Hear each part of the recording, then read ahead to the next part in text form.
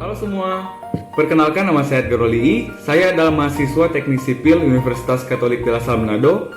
Dan tujuan dari pembuatan video ini adalah untuk tugas akhir semester mata kuliah kimia dasar. Di sini saya akan menjelaskan dan membahas tentang baja. Jadi tanpa lama-lama kita langsung ke pembahasannya. Pokok pembahasan presentasi baja kita pada hari ini adalah yang pertama, pengertian baja. Kedua, proses pembentukan dan reaksi kimianya. Ketiga, kegunaan dan manfaat penggunaan baja dalam konstruksi. Dan yang keempat, sifat fisik dan sifat kimia dari baja. Jadi apa itu baja? Baja adalah logam paduan, logam besi sebagai unsur dasar dengan beberapa elemen lainnya, termasuk karbon. Mungkin teman-teman sering menemui kata karbon jika mencari definisi dari baja. Kenapa karbon sering ditekankan? Karena mungkin bisa dibilang karbon ini adalah salah satu unsur paduan yang paling utama. Karbon sendiri adalah unsur pengeras dalam baja. Kandungan karbon pada baja dapat meningkatkan kekerasan dan kekuatan tariknya. Namun di sisi lain, ini membuatnya baja lebih getas dan menurunkan keuletannya. Dapat disimpulkan kalau pengaruh utama dari kandungan karbon dalam baja adalah kekuatan, kekerasan, dan sifat mudah dibentuk. Kandungan karbon yang besar dalam baja mengakibatkan meningkatnya kekerasan, tetapi baja tersebut akan rapuh dan tidak mudah dibentuk.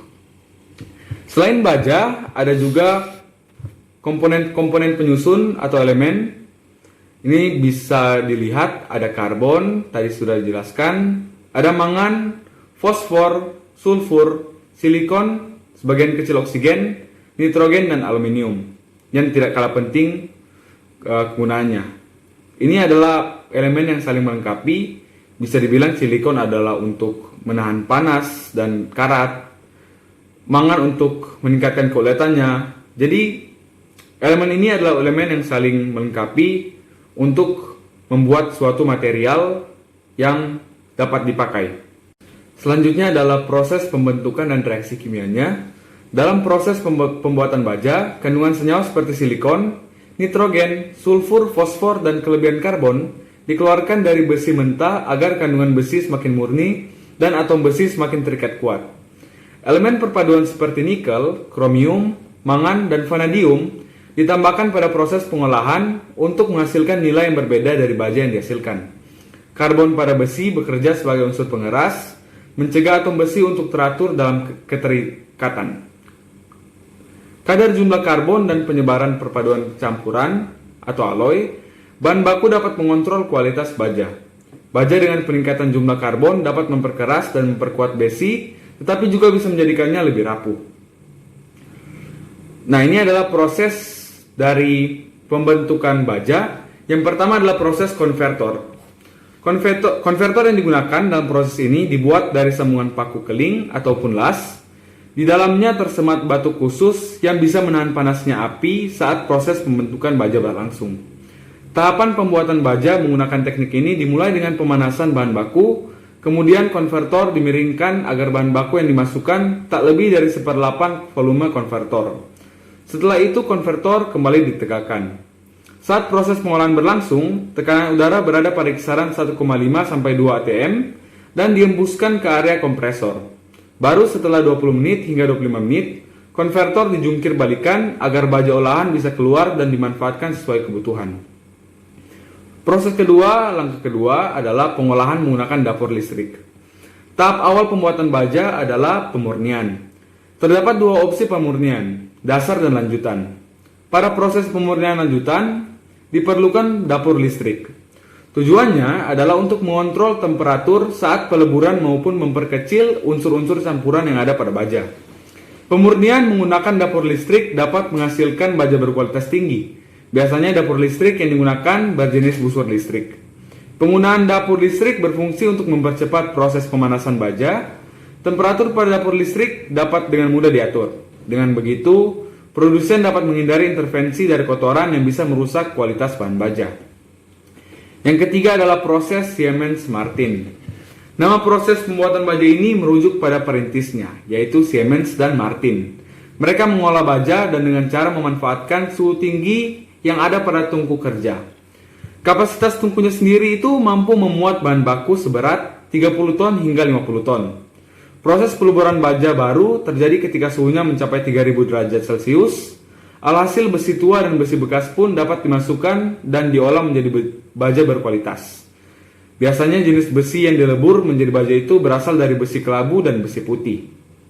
Keempat adalah proses BOF. BOF atau Basic Oxygen Furnace adalah proses pembuatan baja yang memanfaatkan oksigen murni dan panas. Oksigen ditiupkan ke areal besi kasar sehingga bisa membakar habis kotoran yang tersisa.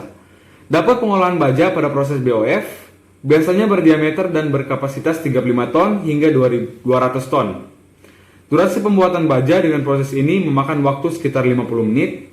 Selain itu, biaya operasional untuk perlengkapan dan peralatan maupun pengerjaannya juga jauh lebih murah ketimbang proses lain. Kelima adalah proses dapur kupola. Proses peluburan besi kasar kelabu ataupun besi bekas menjadi baja berkualitas terjadi dalam dapur kupola. Bentuk dapur kupola menyerupai kubah yang dioperasikan secara berpasangan. Proses dalam dapur kupola dimulai dengan cara memanaskan area kubah agar terhindar dari uap air, memakan waktu selama 15 jam lamanya. Bagian kokas pada area dapur yang sudah menyala, kemudian ditiup menggunakan blower. Setelah kokas terbakar, besi bekas dan kepingan baja dimasukkan ke dalamnya. Setelah kurang dari 15 menit, baja telah menjadi cair dan dapat dikeluarkan untuk dibentuk sesuai kebutuhan. Yang keenam adalah proses Bessemer. Proses pembuatan baja menggunakan teknik ini hampir mirip dengan BOF. Hanya saja proses Bessemer tidak memakai oksigen murni, melainkan uap air. Teknik Bessemer merupakan teknik yang paling umum diterapkan baik dalam industri menengah maupun industri dengan skala besar. Baiklah, selanjutnya kita akan masuk dalam kegunaan serta manfaat baja sebagai material konstruksi. Di sini saya menayangkan beberapa manfaat konstruksi baja. Yang pertama itu adalah lebih cepat dalam hal pengerjaan, sehingga bisa menekan biaya tenaga pembangunan. Pembangunan struktur baja ini bisa menghemat waktu pengerjaan hingga berbulan-bulan. Yang kedua adalah menghemat biaya arsitektur. Untuk penggunaan struktur baja ini, Anda tak perlu membungkusnya lagi dengan beton ya, agar terlihat bagus. Jadi cukup mengecatnya saja sudah terlihat elegan ya. Dan untuk ketiga adalah struktur lebih kuat dan tahan lama. Karena itu tidak hanya memiliki fungsi sebagai bangunan, struktur baja ini juga bisa dijadikan sebagai investasi jangka panjang. Jika Anda mengingat harga baja ini tidak akan turun jauh walaupun bekas bongkaran. Yang keempat adalah sangat cocok untuk bangunan komersil seperti ruko, restoran maupun kos. Karena pembangunannya cepat dan bangunan ini juga bisa lebih cepat digunakan sehingga keuntungannya bisa segera didapatkan.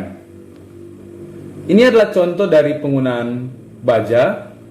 Jadi tidak bisa dipungkiri baja telah mengambil peran yang penting dalam pembangunan infrastruktur masyarakat modern.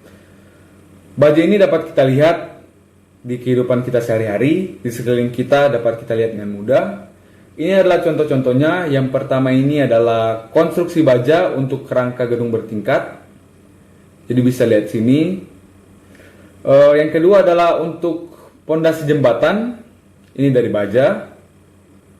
Juga ini adalah jembatan selat penghubung antar pulau. Ini dibangun dengan baja juga. Dan yang keempat, mungkin sudah ada yang tahu, rel kereta api yang kuat ini dibangun dengan bahan utama baja. Jadi bahan utama yang baja ini memang sering digunakan karena baja mengingat memiliki banyak kelebihan dan juga keunggulan ini dilengkapi dengan kekuatannya yang sangat kuat ya. Jadi baja ini sering digunakan sebagai bahan utama dari pembangunan konstruksi. Baiklah, kita masuk dalam pokok pembahasan terakhir, yaitu sifat-sifat material baja. Dalam hal ini mencakup sifat fisik baja dan juga sifat kimia baja. Saya akan jelaskan sifat fisik baja terlebih dahulu. Yang pertama, rumus kimianya adalah Fe, fasenya padat, bentuknya adalah butiran, warnanya adalah metalik mengkilap keabu-abuan, berat molekul sendiri adalah 55,845 gram per mol. Massa jenisnya adalah 7,86 gram per cm pangkat 3. Kalor peleburan adalah 13,81 kJ per mol, sedangkan kalor penguapan adalah 340 kJ per mol. Sedangkan titik lebur dari baja sendiri adalah 1358 derajat Celcius dan dengan titik didih 2861 derajat Celcius. Dan untuk sifat kimianya, yang pertama adalah mencakup kekuatan. Menyatakan kemampuan bahan untuk menerima tegangan tanpa menyebabkan bahan menjadi patah. Jadi bisa dibilang baja ini mempunyai daya tarik, lengkung, dan tekan yang sangat besar. Yang kedua adalah kekerasan. Dapat didefinisikan sebagai kemampuan suatu bahan untuk tahan terhadap penggoresan, pengikisan, indentasi atau penetrasi.